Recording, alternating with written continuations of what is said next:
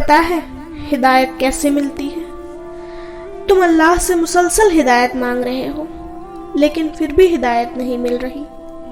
تم دعائیں بھی مانگ رہے ہو لیکن پھر بھی ہدایت نہیں مل رہی۔ تمہیں لگ رہا ہے کہ ہدایت ملنے کے بجائے تم تو مزید گناہوں میں پھنستے جا رہے ہو۔ اب تم یہ سوچ رہے ہو کہ ہدایت تو مانگنے سے ملتی ہے، ہدایت تو انہیں ملتی ہے جو اس کی خواہش رکھتے ہیں، پھر تمہیں ہدایت کیوں نہیں مل رہی؟ تم سوچ رہے ہو کہ تم بہت گناہگار ہو، شاید اس لیے تمہاری دعائیں نہیں سنی جا رہی، شاید اس لیے تمہیں ہدایت سے محروم رکھا جا رہا، شاید اللہ تم سے محبت نہیں کرتا۔ یہ سچ ہے کہ ہدایت تو صرف مانگنے پر ملتی ہے، لیکن کیا تم واقعی ہدایت مانگ رہے ہو؟ سوچو، تمہیں کچھ پیسے چاہیے ہو تو تم کیا کرو گے؟ تم صرف دعائیں مانگو گے اور پیسے جھولے میں گر جائیں گے؟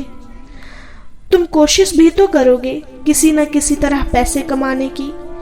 تو تم نے ہدایت حاصل کرنے کے لیے کوشش کیا، کیا واقعی تم نے ہدایت مانگی